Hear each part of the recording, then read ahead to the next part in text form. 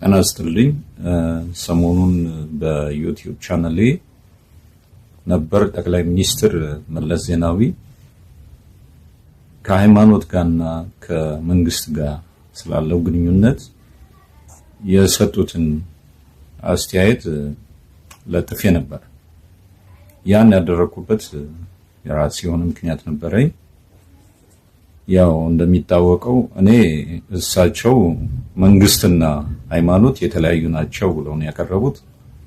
እኔ ከመንግስት በፊት ሃይማኖትን አስቀድሜያለሁ። ትክክል ነው፣ ሃይማኖትና መንግስት የተለያዩ ናቸው። እውነቱ የሆነ ሳለ ዛሬ የኢትዮጵያ ኦርቶዶክስ ተዋሕዶ ቤተክርስቲያን ከፍተኛ ችግር ላይ ወድቃለች።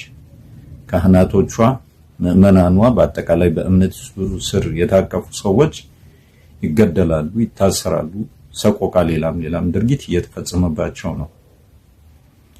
አብያተ ክርስቲያናት እየፈረሱ እየተቃጠሉ ይገኛሉ። ገዳዮቻችን መጥፎ ድርጊት የሚፈጽሙት በነፃነት ሲናገሩ ሲዝቱ በመንግስት በኩል እስካሁን የገጠማቸው አንዳች ቅጣት የለም። ይባስ ተብሎ ሲበረታቱ ሲከበሩ ምንም እንዳላደረጉ ሲቆጠሩ ይታያሉ። ያው በተለያዩ ሚዲያዎች ላይ ስለታየ ነው። ሃይማኖትና መንግስት የተለያዩ ናቸው። መንግስት ሚዛናዊ ፍትህ መስጠት አለበት። እየተፈጸመብን ያለውን እኩይ ድርጊት ዓለም አቀፍ ግብረ ሰናይ ድርጅቶች ሊያውቁት ይገባል። ነፍሳቸውን ይማራቸውና ቀደም ሲል የነበሩት ጠቅላይ ሚኒስትር መለስ ዜናዊ ካደረጉት ንግግር ውስጥ በአንዳንድ ወንድሞች የሚገለጽ ቤተክርስቲያን አንዲት ናት፣ ሃይማኖትም አንዲት ናት። እኛ ኦርቶዶክሳውያን ይህን እናምናለን። ነገር ግን የሐሳብ በኋላ አልሰራም። ማለት ከ1966 በፊት በክቡር ጃንሆይ በነበሩበት ዘመን ሊግ ኦፍ ኔሽን ላይ ተቸግረው ያኔ ጣሊያን ወራን በነበረበት ሰዓት ተቸግረው ስለነበሩ ኢትዮጵያ የሃይማኖት ነፃነት አትሰጥም በሚል ጃንሆይ በሊግ ኦፍ ኔሽን ባደረጉት ንግግር አንዳንድ የአደጉ ሀገራት ተሳታፊዎች ያቀረቧቸው ጥያቄዎች ነበሩ። ኢትዮጵያ የሃይማኖት ነፃነት አትሰጥም በሚል እንግዲህ እሳቸውም በዛን ጊዜ በጣም የተጨነቁበት ጊዜ ነበረና ጣሊያኖች ወረው ነበርና ያንን ነገር ለመሸፈን ወይም ለማስተካከል ሲሉ ፈቅዳለሁ የሚል ጥያቄ እንዳነሱና ወደ ሀገራቸውን በተመለሱ ጊዜ ሀገር የጋራ ነው፣ ሃይማኖት የግል ነው ብለው እንዳሉ በጥቂት መጽሐፍቶች ላይ ታሪክ ተጽፎ ይገኛል። ከዛ ወዲህ ግን የተለያዩ እምነት ያላቸው ኢትዮጵያውያን ስለተከሰቱ ይሄው በአሁን ሰዓት ከሃይማኖት ጋር በተገናኘ ያለመግባባት ብዙ ነገር ሲፈጠር ይታያል። አሁን በዚህ ዘመን እኔ እንደሚታየኝ ያው ተቻችለን መኖር የተለያየ እምነት ያላቸው ሰዎች ስላሉ ተቻችሎ መኖር እንዳለ ሆኖ በሃይማኖት ፍርድ ላይ በሃይማኖት ፍትህ ላይ የተዛባ ፍትህ ልንሰጥ አይገባም። የተዛባ የራሳችን የሆነ አካሄድ በመጠቀም የአንደኛውን ሃይማኖት ከሌላኛው ሃይማኖት አብልጦ በማየትና ለሱ የተለየ ቦታ በመስጠት አፕሪሺየት ማድረግ ወይም ደግሞ የተለየ ጥቅማ ጥቅም ወይም የተለያየ ነገር ማድረግ ትክክል እንዳልሆነ በሕግ ዘንድም እንደሚያስጠይቅ ይነግራል። ለመሆኑ በአሁን ሰዓት በሀገሪቱ ያሉት መሪ ይህንን ነገር እውነት ሲፈጽሙት ይታያሉ? አይፈጽሙትም። ሚዛናዊነት የጎደለው አሰራር እያየን ነው። በየሃይማኖቱ ተቋማት የሚደረጉ የአንዱን የበላይ አድርጎ በመያዝ ሌላውን ደግሞ የበታች አድርጎ በመያዝ ብዙ የገጠመን ነገር አለ። ለምሳሌ የሃይማኖት አባቶች የኢትዮጵያ ኦርቶዶክስ ተዋሕዶ ቤተክርስቲያን የሃይማኖት አባቶች የማሰር ጉዳይ፣ ከቦታቸው መፈናቀል የአርሲም ኬዝ ከዛ ጋር የተያዘ ነው። በአርሲ እስካሁን ድረስ እንግዲህ በሰብአዊ መብት የተመዘገበው ከ400 ሰዎች በላይ እንደተገደሉ ይነገራል። ከቤታቸው ከመንደራቸው ከቀያቸው እንደተፈናቀሉ ይነገራል። ይህ ትክክል እንዳልሆነ አንድ መሪ አገርን ሲመራ ሚዛናዊ የሆነ ሁሉንም የተለያየ ጎሳ አለ። ይሄ የብሔር ብሔረሰብ ኮንሰፕት ምንም እንኳን ክልል የሚለው ነገር ተካቶ ብናይም ቀደም ሲል የነበረ ነው። በእነ አፄ ኃይለ ሥላሴ ዘመን ይነገር ነበር ከዘር ጋር የተያዘ።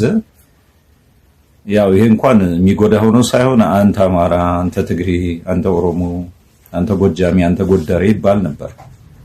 ከዛም አልፎ በዘመነ ደርግ የብሔር ብሔረሰባት ጥናት ኢንስቲትዩት ተብሎ ወደ ጥቁር አንበሳ አካባቢ ተቋቁሞ ብዙ ከቋንቋዎች ጋር ከተለያዩ ነገሮች ጋር ሲደረግ ጥናቶች ሲደረግ እንደነበር እና በዘመነ ደርግ ወይም ደግሞ በወታደራዊ መንግስት ዘመን የብሔር ብሔረሰብ ጥናት ኢንስቲትዩት ተብሎ ተከፍቶ በሀገራችን ስላሉት ብሔር ብሔረሰቦች ጥናት ይደረግ ነበር። እንዲያውም መጨረሻ ላይ ማስተዋውሰው እንግዲህ ሀገራችን በእኛ ዘመን እስከ 90 ቋንቋ ተናጋሪ የተለያዩ ጎሳዎች እንደነበሩና በኋላ ላይ የመጨረሻ አካባቢ አንድ ጋፋትኛ የሚባል ቋንቋ 5 ይሁን 7 ሽማግሌዎች ቀርተው ነበር። እነዚህን ሽማግሌዎች የነሱ መድበረ ቃላት ድምጻቸውን በቋንቋቸውን ሪከርድ ተደርጎ እንደተቀመጠ አስታውሳለሁ። ይሄ ኮንሰፕት ዛሬ መጣ አይደለም። ከዛም በኋላ በዘመነ ኢህአደግ ወይም በወያኔ ዘመን ብሔር ብሔረሰብ የሚለው ኮንሰፕት እየጎላ መጣ። ያ አይደለም አሁን ችግሩ፣ ያ አይደለም። እኔ በቃ ዝም ብዬ ሳጠናው በሀገራችን ላይ በተለያየ ጊዜ የተለያዩ መሪዎች መጥተው ጥሩ ስራ እንደሰሩ ሁሉ መጥፎ ስራም የሰሩ አሉ። ይሄንን ሊሰመርበት የሚገባው በሰሩት መጥፎ ስራ ልንኮንናቸው ሳይሆን ከቆሙበት እነሱ ከሰሩት በጎ ስራ ከዛ እንድንጀምር ነው። በአሁኑ ሰዓትም ጥሩ ስራ እየተሰራ ነው፣ መጥፎ ስራም ደግሞ እየተሰራ ነው። ይህንን ማስተካከል አለብን። ሰው በቃ እኔ ዝም ብዬ ሳስበው የራሴ ስመራመር ይህንን የልዩነት ችግር የተፈጠረው በራሱ በሰው ይመስለኛል እና በልሂቃኖች የማይረባ ሚዝ ክሬት እያደረጉ ሰው እንዲከፋፈል ክፉን ነገር ብቻ እንዲያስብ እገሌ እንደዚህ አድርጓል፣ እገሌ መንግስት እንደዚህ አድርጓል፣ ይሄ ንጉስ እንደዚህ አድርጓል፣ ይሄ መሪ እንደዚህ አድርጓል እየተባለ ይሄው እስካሁን እየተቆራቆስን እየተዋጋን እያለቅን እንኖራለን። ይሄ እስከ መቼ ይቀጥላል? ይህን ነገር ማቆም መቻል አለብን።